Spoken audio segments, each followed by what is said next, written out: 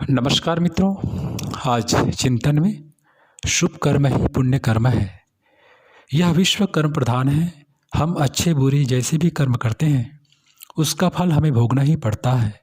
अच्छे कर्म शुभ कर्म पुण्य कर्म से हमें सुख प्राप्त होता है और बुरे कर्म अशुभ कर्म पाप कर्म से हमें दुख प्राप्त होता है।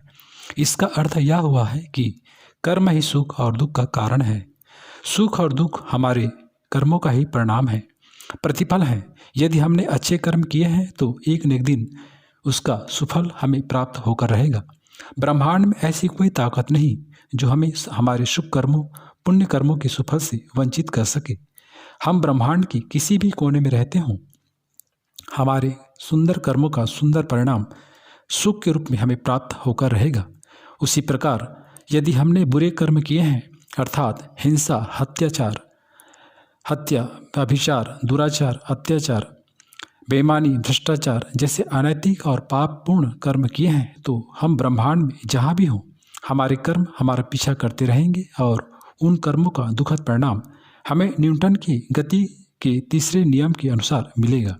ठीक वैसे जैसे प्रत्येक क्रिया की विपरीत दिशा में और समान प्रतिक्रिया होती है, यह नियम कर्म पर भी लागू होता है।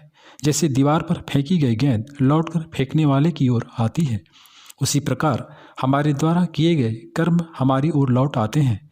हर क्रिया की प्रतिक्रिया अवश्य होती है, उसी प्रकार हमारे हर कर्म की प्रतिक्रिया होती है।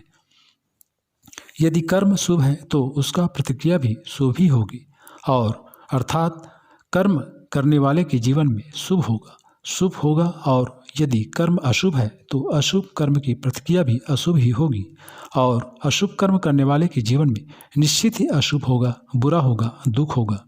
हम कोई कर्म करते समय भले ही अकेले रहे हों, वहाँ कोई और ना रहा हो, पर सर्वसाक्षी परमात्मा सर्वव्यापी परमात्मा तो सर्वत्र व्याप्त है।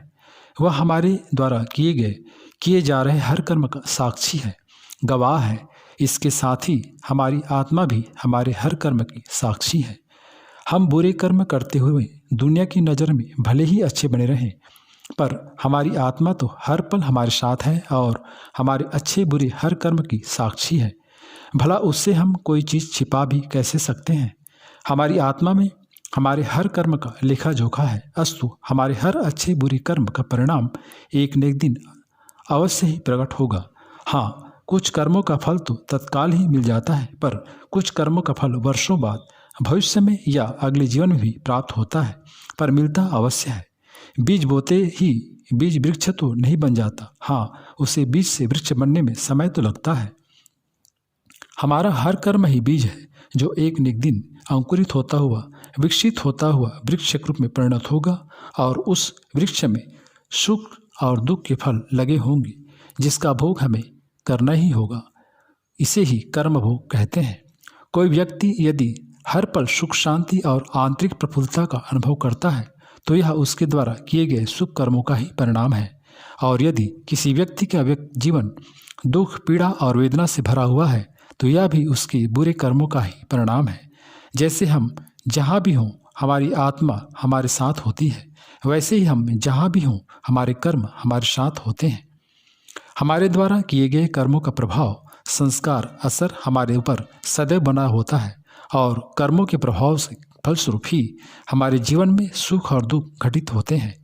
कोई व्यक्ति आत्महत्या कर लेता है, इसके पीछे भी उसके द्वारा किए गए बुरे कर्मों का ही असर होता है। उसके द्वारा किए गए बुरे कर्म ही संस्कार रूप में उसे ऐसा करने को प्रेरित करते हैं।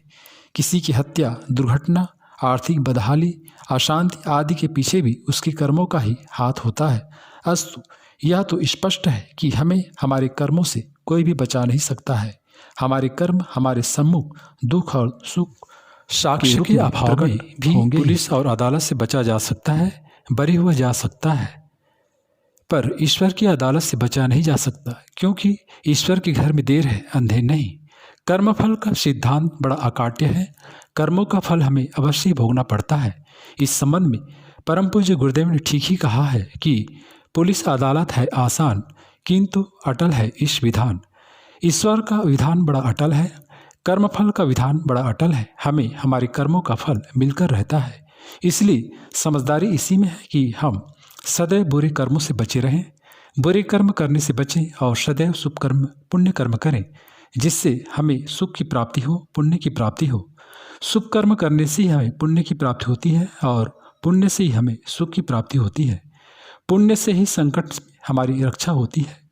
साथियों, हमारा पुण्य कर्म ही हमारी रक्षा करता है। मनुष्य को सदैव शुभ कर्म, पुण्य कर्म, श्रम, पुरुषार्थ, दान, पुण्य, सेवा, भगवत भक्ति, परोपकार आदि करते रहना चाहिए, जिससे जीवन में पुण्य की प्राप्ति हो और पुण्य की सुख की प्राप्ति हो और हर संकट की हमारी रक्षा हो सके।